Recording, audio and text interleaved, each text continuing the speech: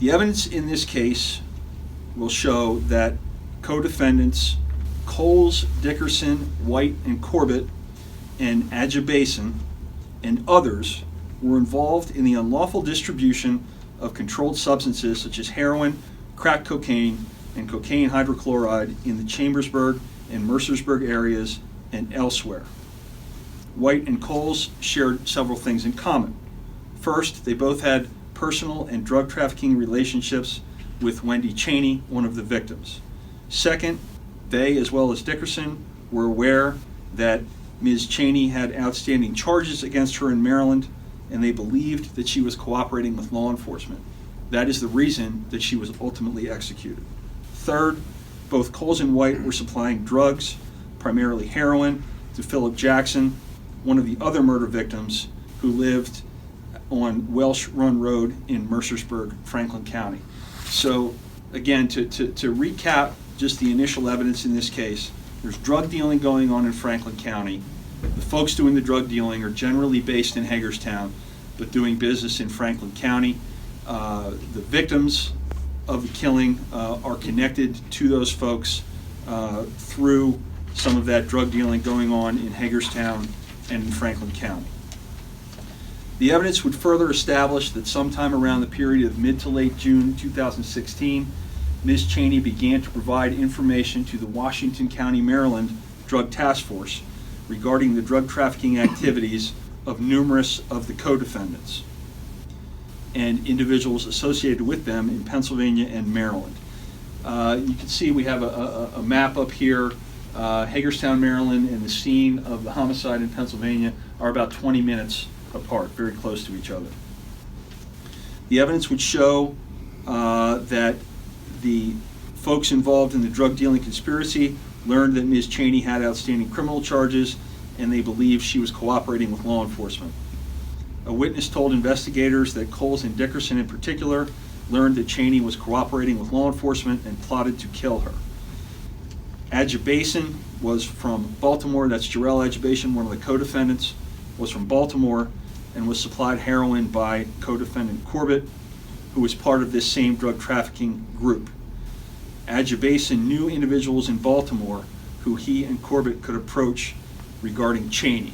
So you've got the group in Hagerstown, the Chambersburg area, looking for some assistance in dealing with this issue. They approached the folks in Baltimore. It's against this background that the evidence would establish that Christopher Johnson, who pleaded guilty today, a resident of Baltimore, was recruited by Adjabason and the others to conduct a, quote, mission, unquote, that involved a hit.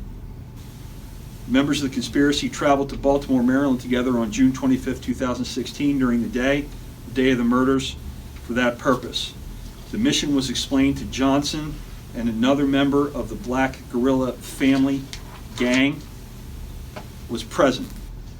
The mission involved conducting a hit, that is, the murder of an individual.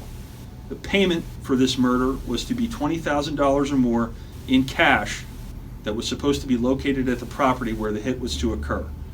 Johnson and the others were also free to steal whatever else they could take from the people there or from the premises. The property was advertised to include a number of firearms and drugs. Johnson, in turn, enlisted others charged in this conspiracy, including defendants Preddy, Coleman, and Johnny Jenkins, to come with him to carry out the mission. They were all fully aware that this mission involved conducting a hit or a murder, and that the payment would be $20,000, drugs and or guns. The group traveled to Hagerstown that day in Johnson's maroon van and other vehicles. Johnson was armed with a silver .38 caliber revolver, while Jenkins had a black .380 caliber semi-automatic handgun. Upon arrival in Hagerstown, Maryland, the group went to the home of a local heroin user, another co-defendant named Michael Buck. Buck was tasked with monitoring the Jackson residence and Jackson's whereabouts during the day and evening hours. Johnson and the others learned that the target of the hit was a female who turned out to be Ms. Chaney. Buck and others identified the female as an informant and stated she needed to go. The evidence would show that Buck had the lay of the land, that is, he knew the area and had the real-time information on who would be found at the property. Buck told the group that 2 other males would be at the property along with the female, our other victims. The group traveled to the property to do reconnaissance. The property turned out to be the property on Welsh Run Road in Mercersburg. After doing reconnaissance, the group returned to Hagerstown, where they waited while some of the others went to a different residence. Later, they reconvened and arrived back at Jackson Farm near 11 p.m. on June 25th, 2016. Certain members of the group, to include Johnson, entered the property through a wooded area along the road and adjacent to the barn. They encountered Ms. Cheney at the front of the barn. She was subdued at gunpoint and made to enter the barn, where they encountered victims Jackson and Cole. Mr. Cole was an acquaintance of Jackson. One of the members of the group grabbed a small sawed-off shotgun from a table in the barn and trained the gun on Cheney, Jackson, and Cole. Others zip-tied the victims' hands behind their back. Johnson was wearing latex gloves. Christopher Johnson, who pleaded today, was wearing latex gloves that night. One of those gloves was later recovered from the crime scene and shown to contain Johnson's DNA. Cell phone tower records also showed Johnson's cell phone at or near the murder scene during the time of the killings. Johnson proceeded to beat and pistol whip Mr. Jackson to the point of unconsciousness.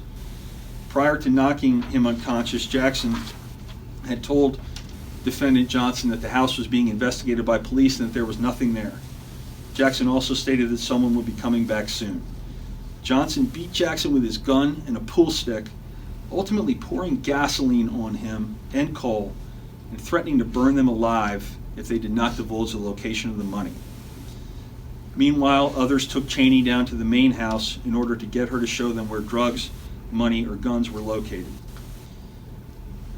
Others remained in the barn with Johnson and continued to train the shotgun on Jackson and Cole, while Johnson flipped over couches and searched through the barn in an attempt to locate the money. At one point, while Johnson was searching the barn, Jackson woke up, broke free from his zip ties, and charged at Johnson. Johnson quickly moved out of the way. Jackson fell to the ground face first, and Johnson shot him in the head. Johnson then walked over to Cole, who was kneeling on the ground, and shot him directly in the back of his head. When Jenkins and Coleman returned to the barn with Cheney, she was shot twice, once in the back and then below her head in the neck area. As I said, execution. After the murders, Johnson attempted to light the barn and bodies on fire but ran out of gasoline. Thereafter, the group left the scene. Johnson was driving his van